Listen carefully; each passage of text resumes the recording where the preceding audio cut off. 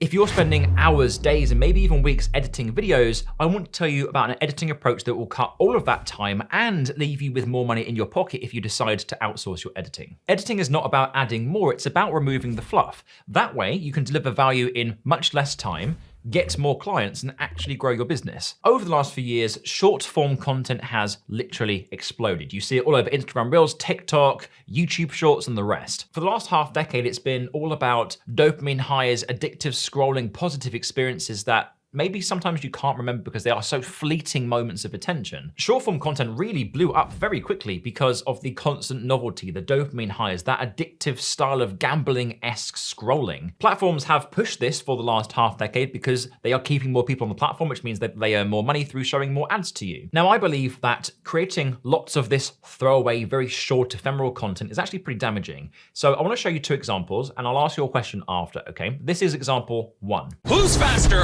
a cheetah or one of the fastest cars in the world? Can a man beat a bear in a fight? Can a tiger beat the world record high jumper? That was the short form example. Now this is example two. Most entrepreneurs think that building a personal brand that stands out on YouTube is about being perfect on camera and not making any mistakes.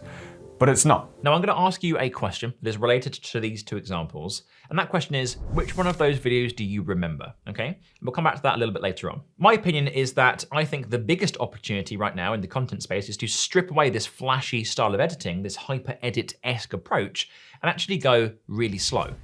Go slow. The problem is, when everyone's editing their videos in the same way, nothing on the feed stands out. Everything blends in. At the peak of Mr. Beast's content on YouTube, for example, we kind of reached this stage which many people were calling the beastification of YouTube. Everybody's videos in this really strange period of about a year or so just felt the same. Very fast, flashy visuals, pop-ups, text, sound effects, music, intense zoom-ins.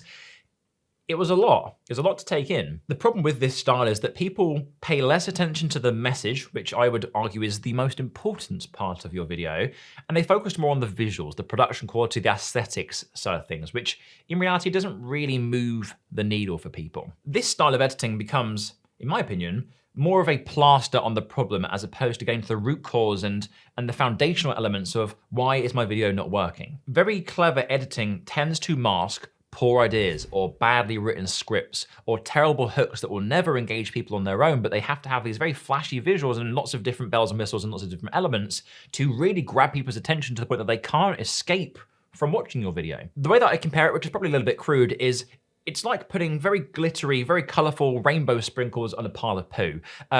It looks a little bit better, but it's still a pile of poo. It's gonna smell like poo, and if you're treading it, it's gonna feel like poo. The problem with short form content is that people consume it and are entertained in that very short space of time, in that 30-second or 60-second moment, but actually they don't really do anything or take action after they've watched it. They just continue to scroll and to scroll and to scroll and to like another video and to leave another comment and to like another video and to maybe follow a brand and to scroll and scroll and scroll. It's just this endless cycle of this gambling style of addiction. It's crazy. If you run a business or you're a professional who has a product or a service and you're trying to market that and promote it and to get leads, the latter is what you want people to do. You don't want people to just scroll and go, oh, great, like. You want people to take action. You want people to download your lead magnet or to give you their email information so you can put them on your newsletter. You know, you want people to take action to the point that they become a lead, that they become a hot lead, you convert them into a customer and they give you cash in the bank.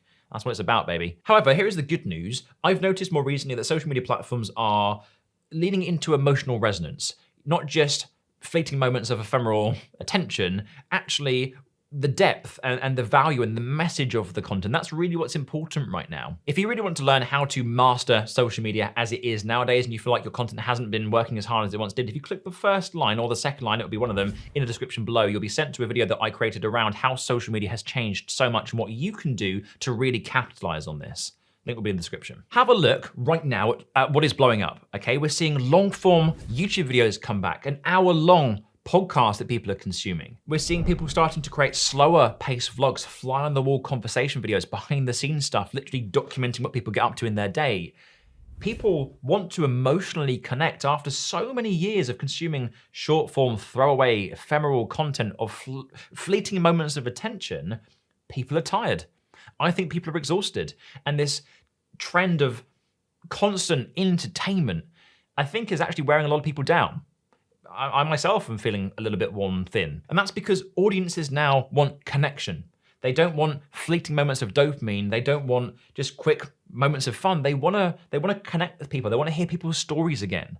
We're almost going full circle from the old days of YouTube and vloggers to going through these crazy fast-paced pieces of viral content to now saying, whoa, let's slow down a bit. Let's bring the social back into social media again. I want to connect with people. I want to find my tribe, you know? And the thing is here, guys, I'm not talking about my opinion or my perspective or what I think and what I feel. This is data. I'm looking at what is happening in the content scene, in the video world, in the marketing space right now. We're seeing some pretty big creators go through this shift.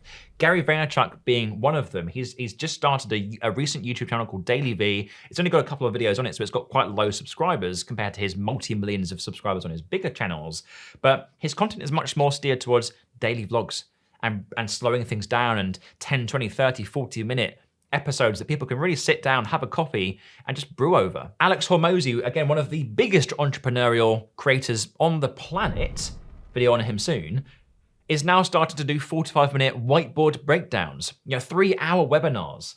This is not the short-form content epidemic. This is, people are really changing how they approach their videos now. Even people like Simon Squibb, one of, again, the most up-and-coming entrepreneurial creators on YouTube and LinkedIn especially right now. He's just created the most watched business video on YouTube ever. It's about 3 hours long, 2.5 hours long maybe, I can't remember the specific time.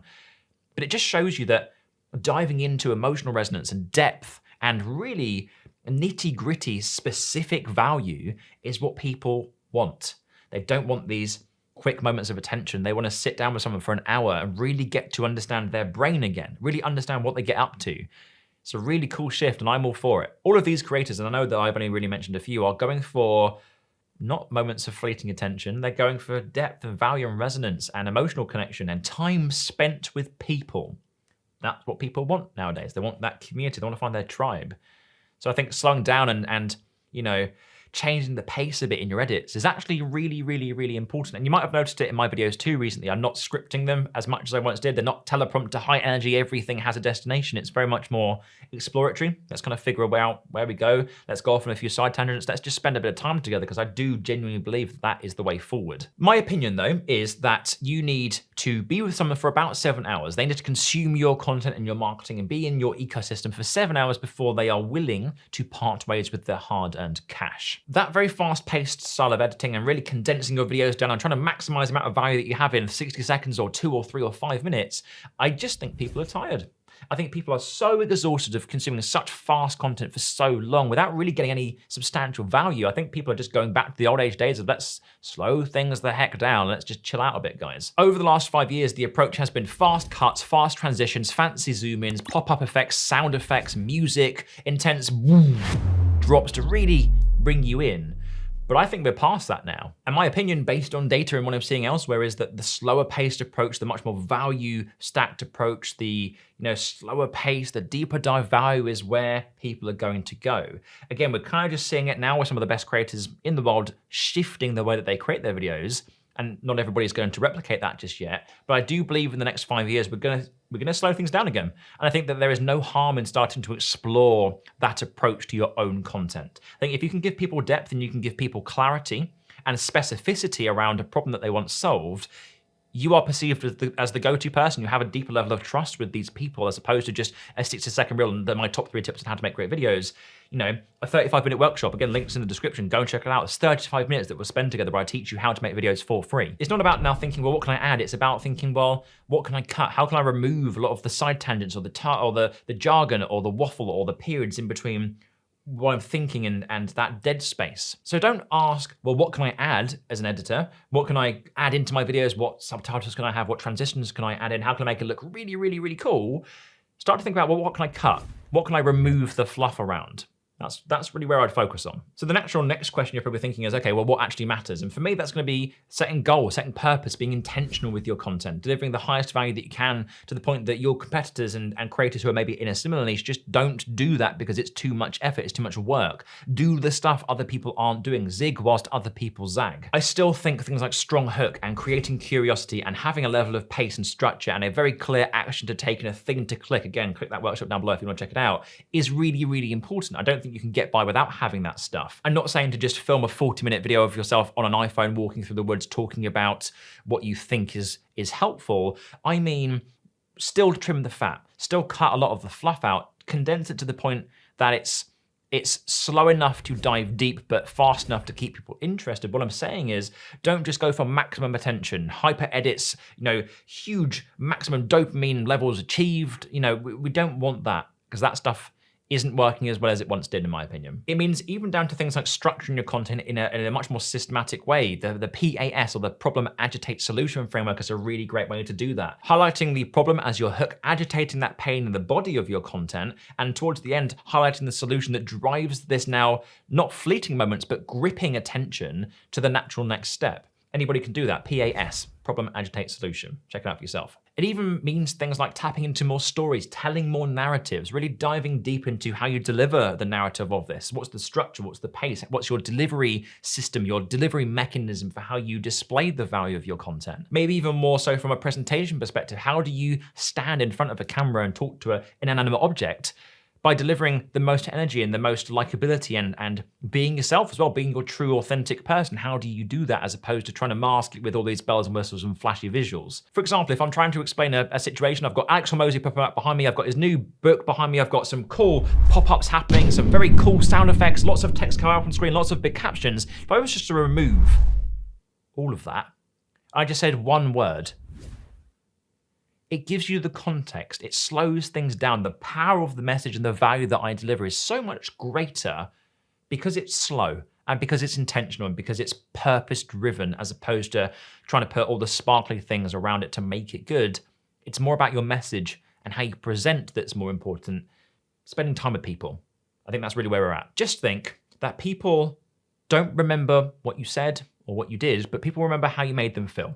And if you can spend time with people and you can establish that level of rapport and trust and relationship, that level of likability, that will do wonders for you in the long run. It's not a short-term thing, but in the long run, that will really help. So spend time with people, slow things the hell down, and just do things that people don't want to do. No one wants to create a 40-minute video because it's a lot of work. Do that. So if you've spent the last short while trying to figure out how to edit like a pro and, add all the bells and whistles, but you feel a little bit overwhelmed and isolated with how much there is to learn, I think we're entering a really good time. So don't beat yourself up. I would just say we're entering a good space now. We're actually slowing things down, gives you the ability to focus on the foundational stuff, as opposed to all the flashy things on the side and the shiny things that you could dive into, but I don't really feel add to your content anymore. I think just treating your editing a little bit slower. I think it's a really good way to do it. So the best way forward from here is to come up with better ideas, learn how to write better scripts, really master how to deliver your videos, adding a bit of breathing room in and telling more in-depth stories, delivering greater value. That is where I think the biggest opportunity for editing is, and that's the style that I'm starting to adopt myself. I'm Jack, and I've created videos professionally over the last decade for over 400 different businesses. And the goal with my YouTube channel is to help you gain the confidence and the clarity and the technical skills to be able to create videos yourself without the guesswork and that feeling of isolation. And there's a few ways that you can do that. One is by watching this video next about mastering your video hooks. Again, slowing things down, being more intentional. That is a great one to go and watch. And if you're not subscribed to my YouTube channel already, go and check it out. Click subscribe, join the creator community that we're building right here. And I shall see you in the next video. Take it easy.